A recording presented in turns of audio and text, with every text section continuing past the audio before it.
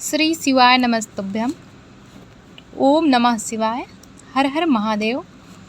सावन का महीना आ चुका है, वो मास जब स्वर्ग के द्वार खुलते हैं और भगवान शिव स्वयं अपने भक्तों के बीच रहते हैं। आज हम प्रस्तुत कर रहे हैं सावन महात्म्य कथा अध्याय प्रथम। यह वह कथा है जिसे सुनकर मनुष्य जन्मों जन्मों के पाप से मुक्त हो जाता है और शिव की कृपा का पात्र बनता है।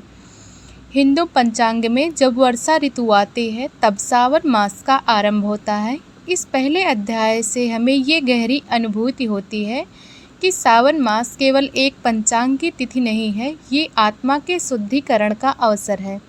भगवान शिव ने स्वयं माता पार्वती को यह रहस्य बताया कि कैसे श्रावण मास का एक एक दिन मोक्षदायी है। सावन में किया गया एक बेलपत्र अर्पण, एक ओम नमः शिवाय का जाप और एक लोटा जल यदि सच्चे भाव से अर्पित हो तो वह करोड़ों यज्ञों से बढ़कर है। यह महीना शिव भक्ति का सबसे पावन समय माना गया है। पुराणों में बताया गया है कि सावन में भगवान शिव स्वयं कैलाश से धरती पर आते हैं। समस्त देवी देवता भी इस मास में शिव की पूजा करते हैं। यह महिमा प्रकृति, भक्ति और पवित्रता का संगम है। ब्रह्मा जी ने कहा कि त्रिदेवों में यदि कोई सर्वाधिक सहज, कृपालु और शीघ्र प्रसन्न होने वाला है तो वो है भगवान भोलेनाथ, और सावन मास में उनका यह गुण और भी प्रखर हो जाता है। इस मास में किए गए जलाभिषेक, व्रत, दान और जप का प्रभाव 1000 गुना अधिक होता है। यही कारण है कि लोग कांवर लेकर जल भरने निकलते हैं। उन्हें कोई रोक नहीं सकता क्योंकि वे शिव के विशेष निमंत्रण पर होते हैं। प्रकृति भी सावन में झूम उठती है। हरियाली, बादल और वर्षा सब कुछ शिव का संकेत होता है। पुराणों में कहा गया है कि पार्वती माता ने भगवान शिव को प्रसन्न करने के लिए 108 वर्षों तक व्रत किया। उन्होंने श्रावण मास में कठोर तप किया और अंततः शिव ने उन्हें अपनी अर्धांगिनी बना लिया। इसलिए यह मास विशेष रूप से कन्याओं के लिए भी बहुत पुण्यकारी माना गया है। शिव पुराण में लिखा है कि सावन के सोमवार को व्रत करने से हर इच्छा पूर्ण होती है। यदि भक्त श्रद्धा से ओम नमः शिवाय जप ले तो वह भी मोक्षदायक होता है। सावन मास में शिवलिंग पर जल अर्पित करने से वर्षों के पाप समाप्त हो जाते हैं। सावन श्रवण, हरियाली और भक्ति का संगम है। देवों का प्रिय, भक्तों का पावन और शिव का विशेष मास। ब्रह्मांड के सारे ऋषि देवता और ऋषि महात्मा इस मास को महान मानते हैं। शिव पुराण, स्कंद पुराण, पद्म पुराण और अग्नि पुराण में इसका वर्णन विस्तृत है। सावन मास में भगवान शिव ने पार्वती माता को उपदेश भी दिए थे। यह उपदेश ही कालांतर में शिव गीता और सावन महात्म्य बना। आज हम सुनेंगे उस प्रथम अध्याय की कथा जहाँ शिव बोले और सृष्टि सुनती रही। यह कथा केवल कथा नहीं, यह तो मोक्ष का द्वार है। जो इसे सुने, समझे और अपनाए वही जीवन के पार उतरता है। आइए आरंभ करें शिव नाम के उच्चारण से। ओम नमः शिवाय। एक समय की बात है, कैलाश पर्वत पर शिव जी अपने ध्यान में लीन थे। माँ पार्वती उनके चरणों में बैठकर तप कर रही थी। उनका मन जिज्ञासु था। वह जानना चाहती थी कि सावन मास इतना पवित्र क्यों है। उन्होंने विनम्रता सर से पूछा, नाथ, आप तो त्रिलोक के स्वामी हैं, कृपया बताइए यह सावन मास इतना श्रेष्ठ क्यों कहा गया है। भगवान शंकर मुस्कुराए। उनकी आँखों में करुणा थी। उन्होंने कहा, हे देवी, यह प्रश्न तुमने नहीं केवल अपने लिए बल्कि समस्त जीवों के कल्याण के लिए पूछा है। श्रावण मास का महत्व कोई एक जन्म में नहीं समझ सकता, फिर भी तुम्हारी भक्ति से प्रसन्न होकर मैं आज तुम्हें इसका रहस्य बताता हूँ। शिवजी बोले, सृष्टि के प्रारंभ में जब ब्रह्मा जी ने समय का निर्माण किया तब उन्होंने 12 महीनों को पृथक पृथक किया, परंतु एक मास ऐसा होना चाहिए था जिसमें समस्त जीव मुझ में लीन हों। तब ब्रह्मा जी ने सृष्टि को आदेश दिया, एक मास हो जिसमें शिव ही शिव हो। यही मास आगे चलकर श्रावण मास बना। इस मास में देवता भी मुझ पर जल अर्पित करते हैं। यह वही समय होता है जब समुद्र मंथन का विष मेरे कंठ में बसा होता है। तब मेरी पीड़ा को शांत करने के लिए समस्त जीव जल अर्पण करते हैं। बेलपत्र, गंगा जल, धतूरा, आग ये मेरे लिए औषधि समान है। जो भक्त सावन में इनसे मेरी सेवा करता है वह मेरा प्रिय बन जाता है। पार्वती जी ने फिर पूछा, नाथ, क्या सावन में केवल जल अर्पण ही श्रेष्ठ है? शिव जी बोले, नहीं देवी, व्रत, संयम, जप और दान भी अत्यंत पुण्यकारी है। जो भक्त सोमवार का व्रत करता है वह स्वर्ग प्राप्त करता है। विशेष रूप से सावन के 4 सोमवार अत्यंत फलदायक हैं। यदि कोई ब्राह्मण को अन्न दान करे, तुलसी जल चढ़ाए तो उसे 100 यज्ञों का फल मिलता है। सावन में एक भी दिन मेरा नाम जप लेना करोड़ों जन्मों के पाप हर लेता है। ओम नमः शिवाय यह पंचाक्षरी मंत्र श्रावण में ब्रह्मास्त्र से भी तेज बन जाता है और जो कथा सुनाए वह तो मोक्ष का अधिकारी बनता है। शिवजी ने पार्वती जी को एक कथा सुनाई। प्राचीन काल में मगध प्रदेश में एक निर्धन ब्राह्मण रहता था। नाम था सुधाकर। उसके पास धन नहीं पर भक्ति प्रबल थी। सावन मास आया तो उसने प्रतिदिन बेलपत्र लाकर शिवलिंग पर अर्पित किया। रोज ओम नमः शिवाय का जप करता और एक समय उपवास करता। लोग उसका उपहास उड़ाते पर वह विचलित नहीं होता। एक दिन स्वयं राजा ने उसे बुलाया और कहा, क्या भगवान तुम्हें अन्न देंगे? सुधाकर ने नम्र स्वर में कहा, जो स्वयं अन्नदाता हैं वो भूखा क्यों रखेंगे? सावन की अंतिम सोमवार को जब उसने अभिषेक किया, एक चमत्कार हुआ। राजा के खजाने का मुख्य द्वार टूटा और सारा धन सुधाकर के द्वार पर आ गिरा।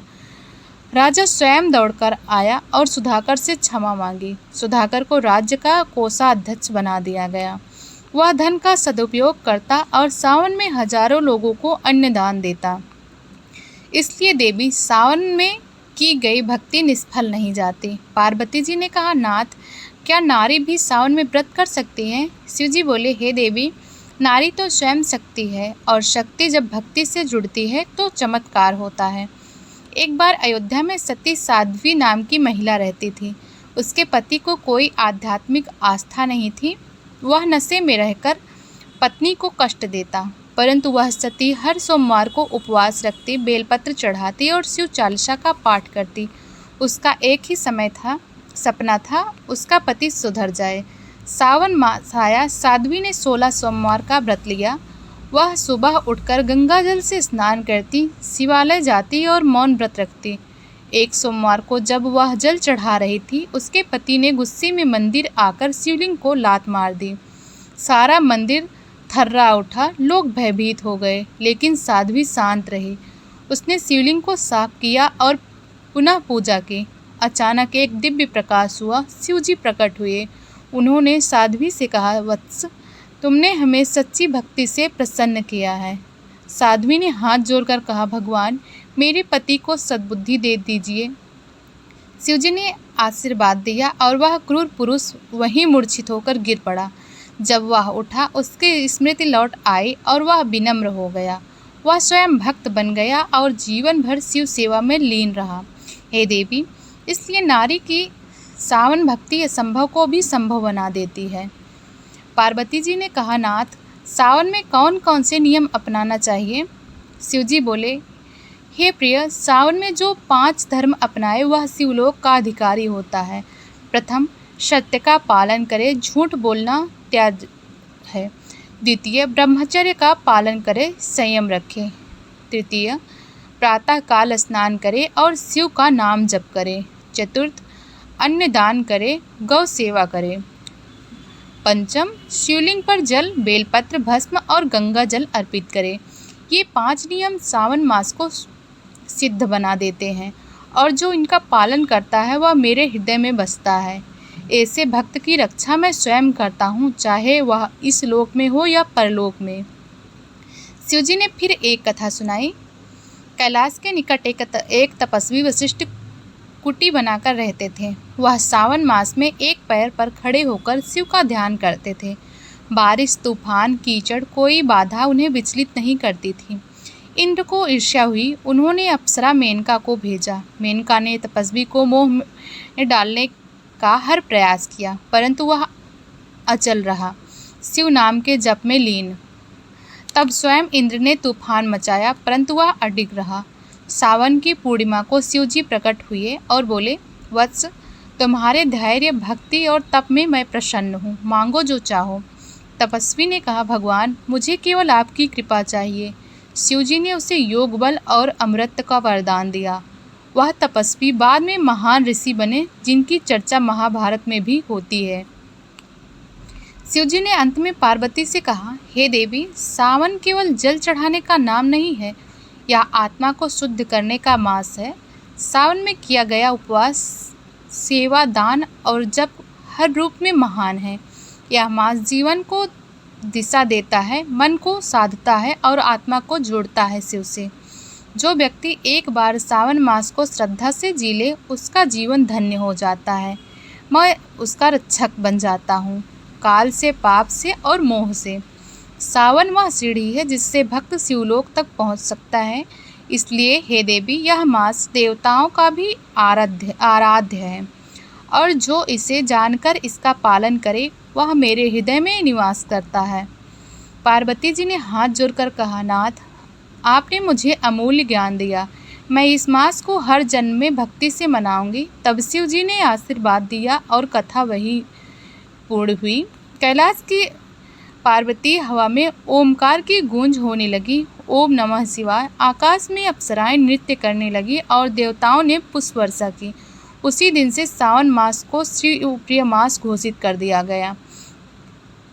यह कथा जो सुने उसका कल्याण हो, यह कथा जो दोहराए वह शिव का परम भक्त बन जाए। यही सावन महात्म्य का प्रथम अध्याय है, श्रद्धा, प्रेम और तप का संयम। और अंत में शिव भक्त वही है जो दूसरों का भला सोचे, जीवन में संयम रखे और नाम जपे। ओम नमः शिवाय।